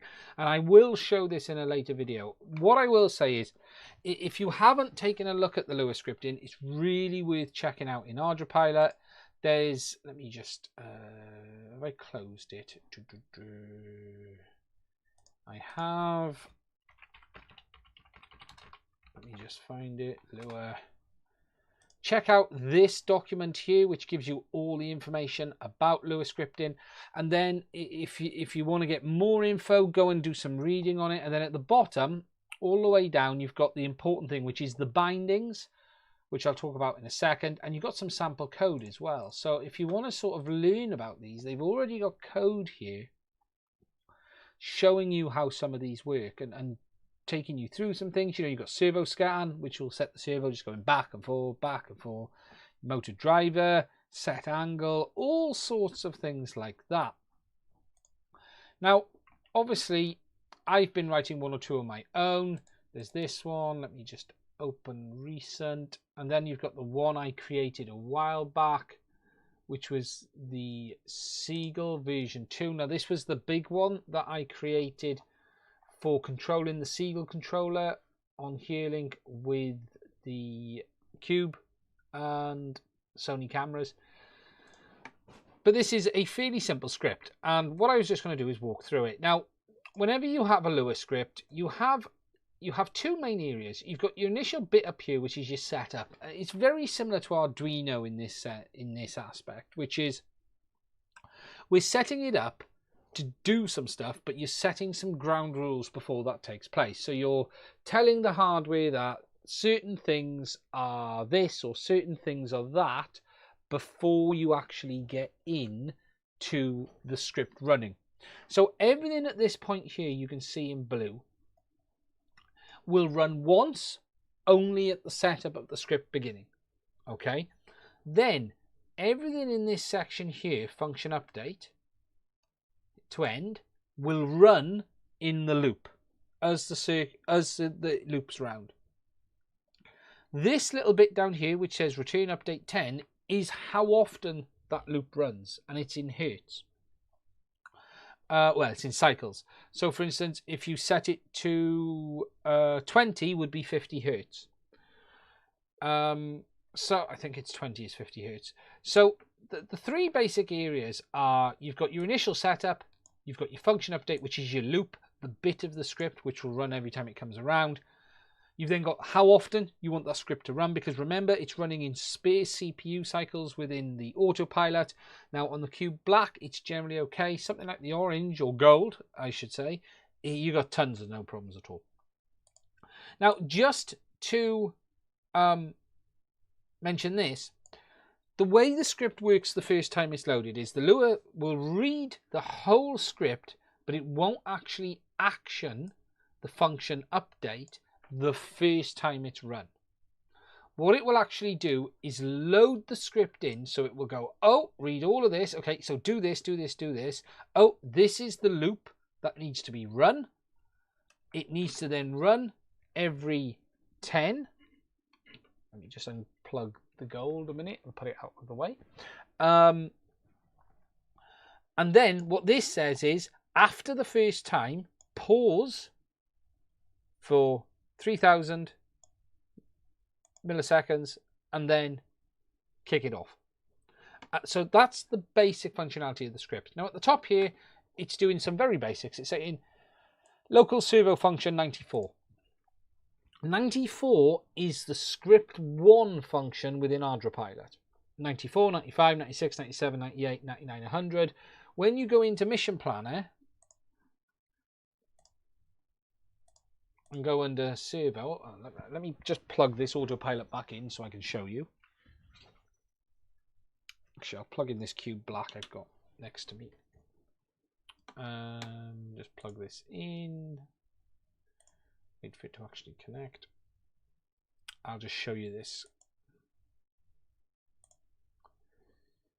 Oh, my Cube Black is not, it's got firmware on it. Oh, I know what it's doing. Cube Black, update firmware. Let me just put firmware on it very quickly. Press OK.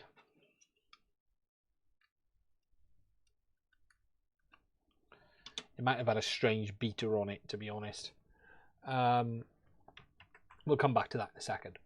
But what local servo function is telling the script to use output 94. So servo function equals 94. So at any time in this script that we call on the servo function, it will apply that to the output 94. And output 94 is script 1 within Ardupiloit. It's then saying local chan equals servos channels find servo channels function. Now what this is doing, this is telling it to find the actual channel of the servo function. So servo function, so 94 is the script 1 function within Ardupiloit. This little bit is saying find what channel 94 is attached to. So when you assign it, so we can now do this because this should have flashed. Unplug, plug back in. We'll just give it a second. Come on, this is a Cube Black. That one there. Connect. Nope. Oh, is it doing my favourite little trick it likes to do, that it doesn't want to play ball with the new firmware? Nope, there it is. It's downloading now. Okay, so just to explain this, I'm going to jump back to the comments just so I can check everything's okay.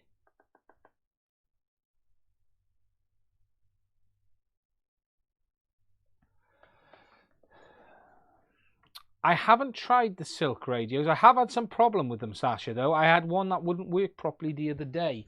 I run various versions of Mission Planner at any one time, to be honest. Okay, so just to show you this, servo outputs. So, 1, 2, 3, 4. This is your motor outputs. 1, 2, 3, 4, 5, 6, 7, 8 on your Autopilot as the standard setup. If you're using a quad, you will only be using 1 through 4. You can set these to individual options. So if we now set this to script 1, that means, if I hop back to this, so local servo is script 1. Okay? 94 equals script 1. I have assigned script 1 to channel 8. So this little bit of the code here is saying servo channels, find channel servo function. So servo function has been assigned to 94. This function is telling it to find the channel, and that is channel 8 that I've assigned it to. So it's just telling the software to go look what actual hardware channel we have assigned script 1 to.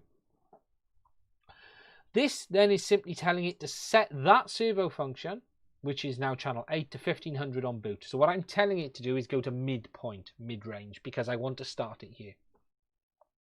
And this little message is just to say that send a message that the script is running. Now this is just handy to do, because if you're having problems with the script, you need to be able to diagnose it, but you also need to know it's running properly when you turn it on. So this nice little function here just tells it that the script is actually running. Now, just to demo this, if I install the script on this, mav ftp apm, okay, in this version of Copter, scripting isn't running, clearly. So, I tell you what I'll do, and there's a reason I'm setup. Sorry, I'm going in the wrong place.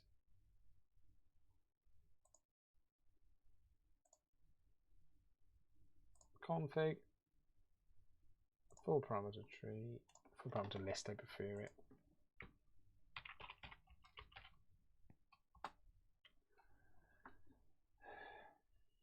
Script underscore.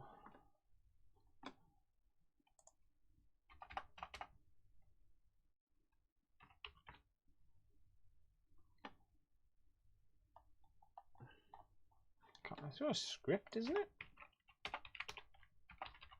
This is what happens when you don't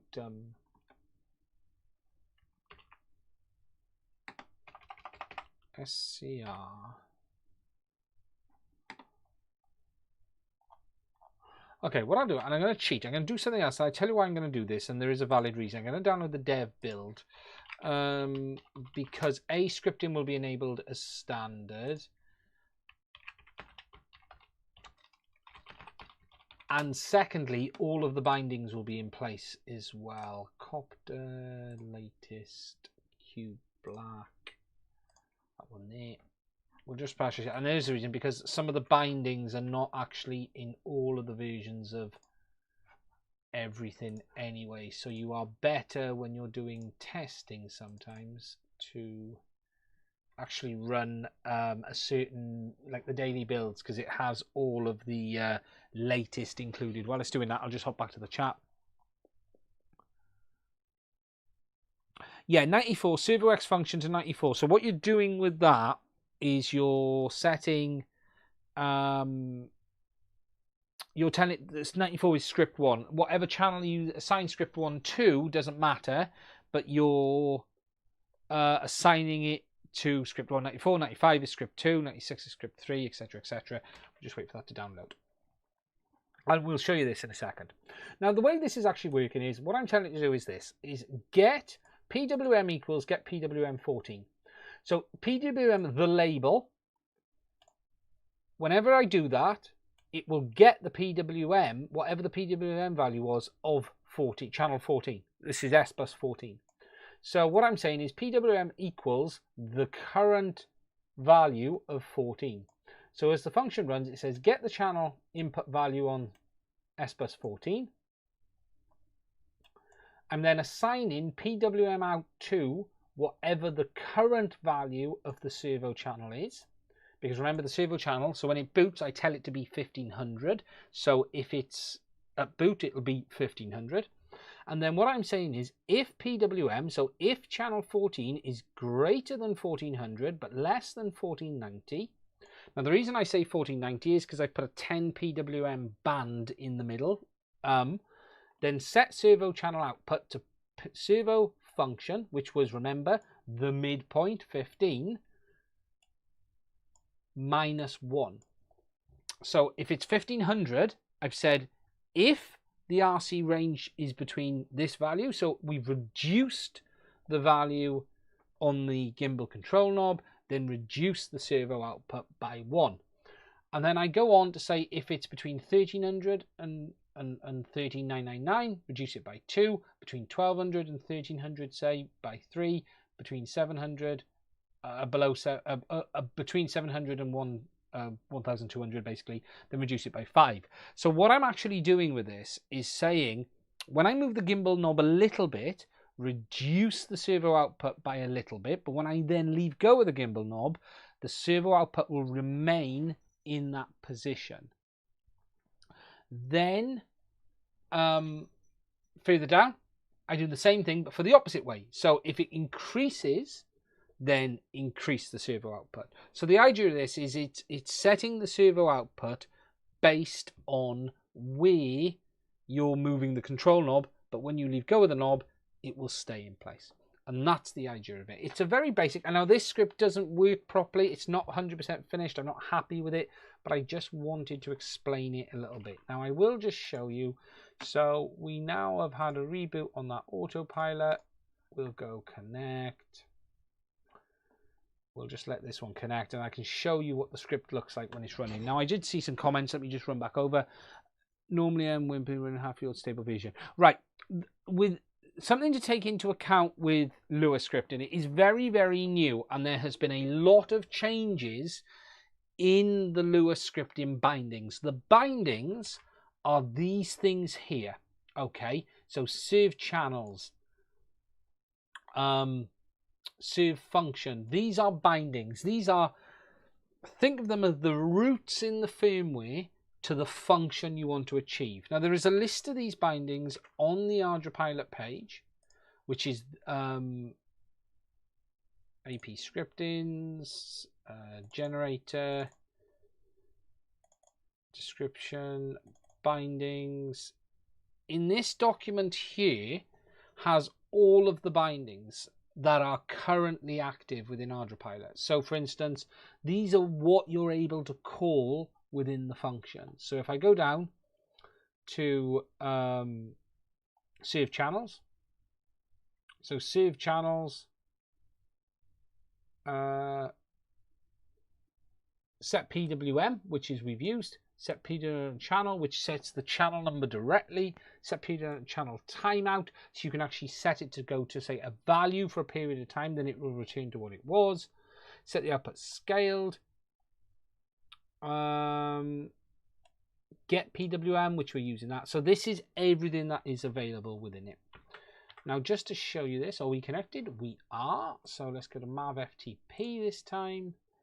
Hopefully scripting is already running because this is a dev build. Oh, they don't enable it on the black as standard. Okay, we'll have to turn it on then.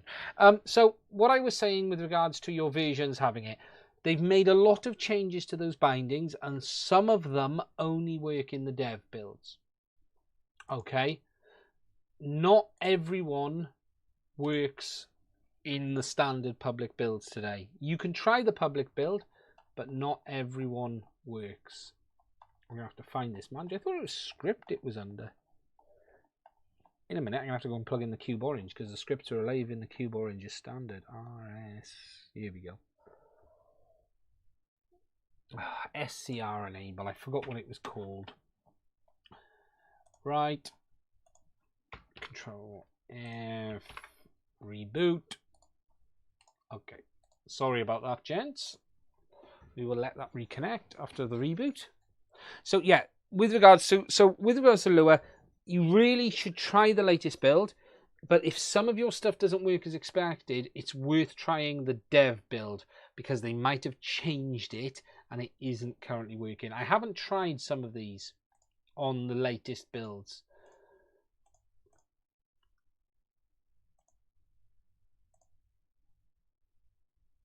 Why have I got the script folder?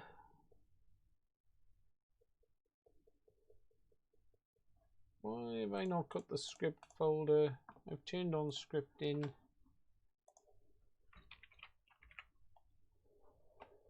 I swear I turned on scripting. Why does it bite me? SCR underscore. Script enabled.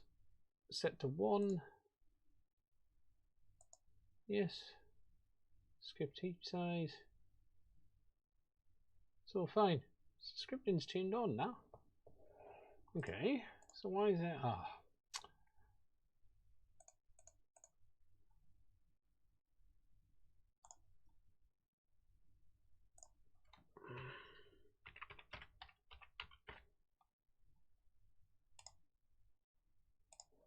Sometimes you end up having to make the folder. Fail to create directory. Oh, cheers for that. New folder.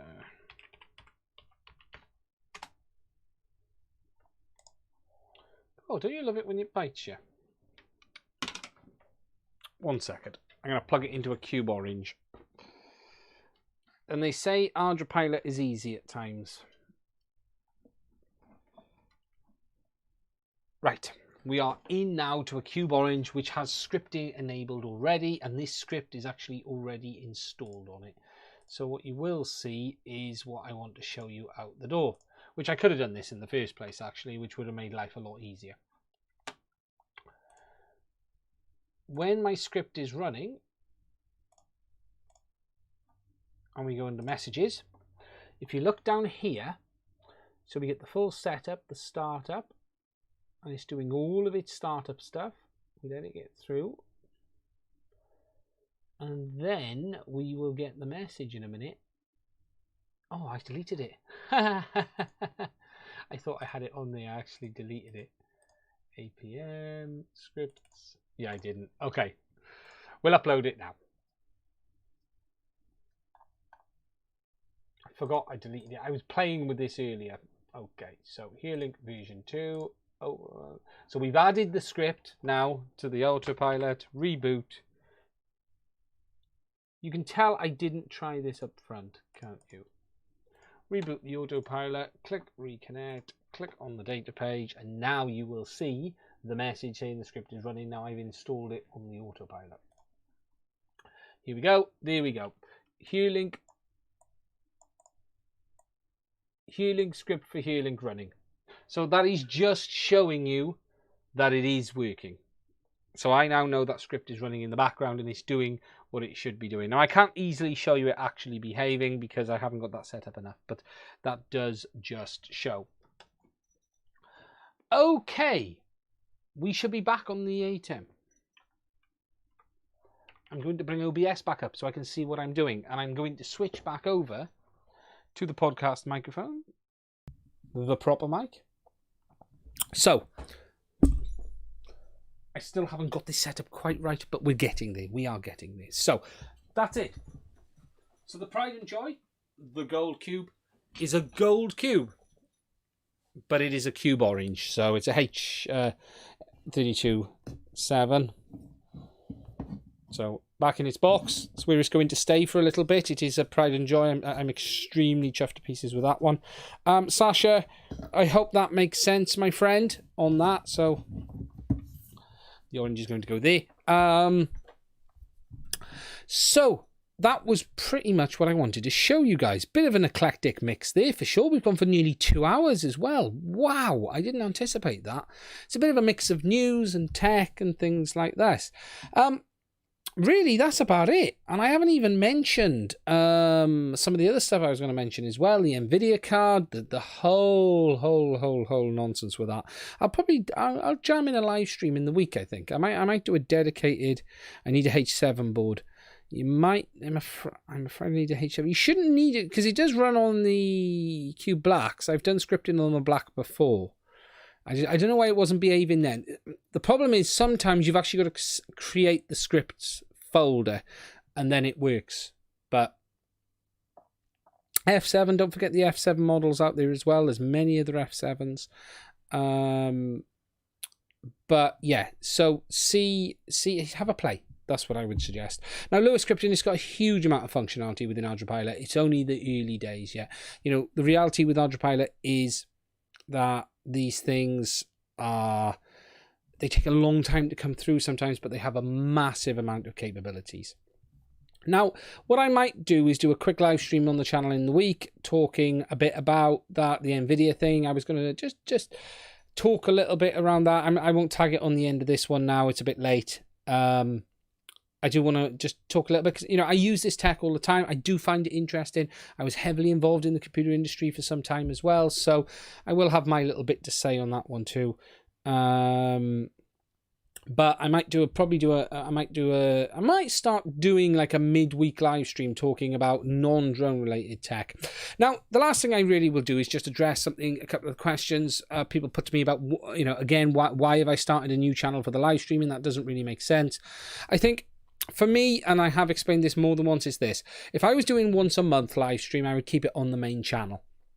But because I'm doing once a week, I don't want it gets mixes up with all of the other content on my channel, and it doesn't get particularly shown well. And whilst I was getting a lot more views on the live stream on the other channel, what I'm going to do is build this one up for the live streaming, dedicated, a couple in the week as well, some random ones, and then keep the main channel, as I've shown before, for the main content. And there'll be a video coming out in the middle of the week, the video on my computer case, the P400D.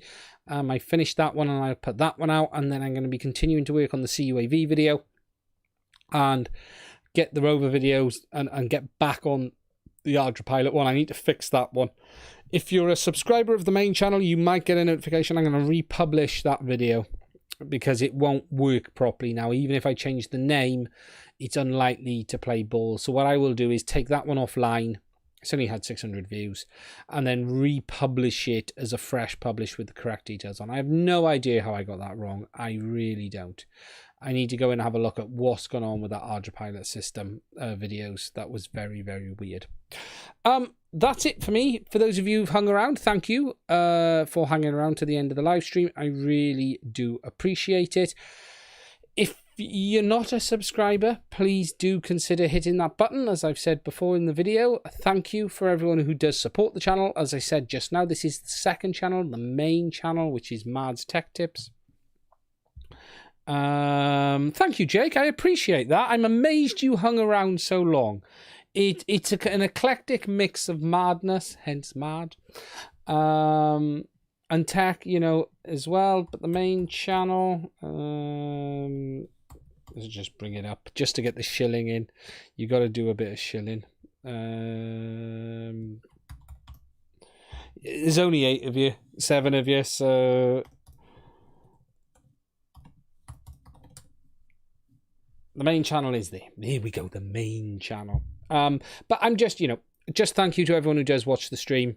It's as simple as that. Always have to. Now, tell me what you guys say. I'm hoping the audio was much improved tonight. I really do. I'm loving the ATEM. I am absolutely loving the ATEM. Honestly, loving that thing. Not quite happy with the overall setup yet. I want to get this all a bit slicker. I'm going to be doing I'm going to get the audio set up a bit better. This was very last minute. It's worked quite well, but it is very last minute, and I am going to get myself a decent microphone. I'm going to have to spend some money. I don't like spending money. I love spending money, but I just don't have it. Unfortunately, your daughter's bedroom is taking everything. I may end up with a Blue Yeti. We don't know, but I'm going to probably look at that road. The Blue Yeti would be a very simple solution for now. You know, I could just buy the Blue Yeti, plug it into USB, and just get on with it. But I think the pod mic would be the sensible solution long term. So that's probably where I'm going to go with it. I've been looking at the amplifier. I can't remember what I was looking at. What was it? Yeah, the funny thing, Jake, is as I was saying this earlier at the start of the stream, you know, there's a whole range of very nice USB microphones out there. The Wave 3, I'm really tempted to look at the Elgato Wave 3. The software looks fantastic. I'm really tempted on the Blue Yeti, the Blue Yeti X. The Blue Yeti Pro would be a good option because it has XLR and it has a USB option as well.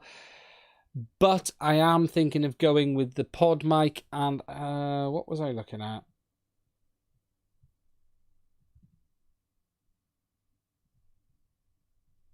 I'm not signed in. That's don't you love Apple? Oh, it's not worked. Is it letting me in? Hey, here we go. Look in the basket. You can see I've added stuff to my Amazon basket already. No, you can't see, sorry. You can now. So I've been looking at the PreSonus Studio as the preamp for it because it's about £100.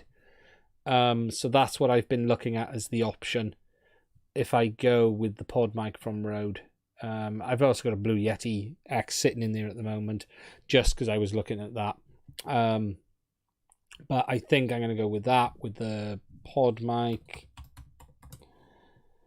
You know, the pod mic is not cheap. You know, you can get 100 quid. So we're talking by the time I get the stand and everything, we're talking 250 quid, unfortunately. But that is what it is. Okay, it is what it is. I think, as I said, there's a lot to like about the Blue Yeti X. There's an awful lot to like about it. I think I do also like the idea of, I know they work really well on their stands. They're quite tall. You can move them around, so it would be handy. I could move it over to there if I wanted to. I could move it here. Although I am looking at what my options are to have it so I can swing it round. I could actually do with a ceiling mount. That would be fantastic. And do that way. But the Blue Yeti, I think long term, you know, for instance, if I went with the Rode with the PreSonus, I would then put that probably not via USB but via line out into the ATEM Mini and do the audio control via the ATEM, because that way then I've got the mute button directly on the ATEM. I can control it there. It means I wouldn't have to use the Elgato Stream Deck. I'm having to use that on the app at the moment, just to show you that. I've got the app, which is quite good actually, but there are some bits of it that don't function very well. So I'm thinking of doing it that way. Whereas if I did the USB, I'm still using the Elgato Stream Deck to control the microphone and the muting and things, which isn't necessarily a bad thing. So again, it's 6 of one and half a dozen of another. You know, at the end of the day, when you're building up this gear for streaming and you're buying stuff over time, you try. What I've learned over the period is you buy good gear, it lasts. So I think the Blue Yeti would be a very simple and easy solution, and I just think that's why so many people go for those microphones. I think out the door, the Blue Yeti is just very good. You plug it in, it works, as decent audio. You got it in you've got all the modes on the back of it, and you stick it in the cardboard mode and you're ready to go. Whereas something like the PreSonus Studio would mean I'd have multiple options for XLR mics in the future. I'd have the ability to even have 2 mics. So whereas I was saying earlier about moving the microphone along, what I could actually do is over time is set up a microphone over there and a microphone over here. So it gives me those options as well. So I think Oh, sorry, I hit that thing then. That probably made a bit of noise. I think it's a mixture of options. It's a mixture of options. And I think if I do go with the PreSonus, it's USB option as well. So I'm getting the best of both worlds.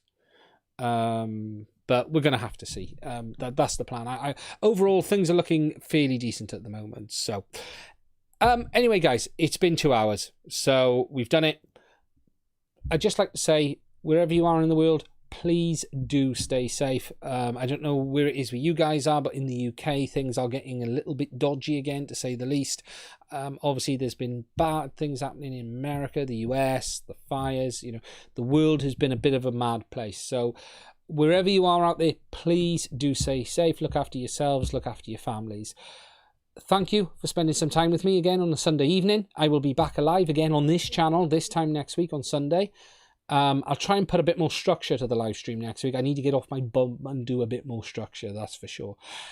Everyone who's watched, please stay safe. I'm going to remember now how to turn this off, because I always do. You never find an easy way to end the live streaming on YouTube. So wherever you are, look after yourselves, and I'll see you on Twitter, I'll see you on Facebook, and I will see you next week. Take it easy. Bye-bye.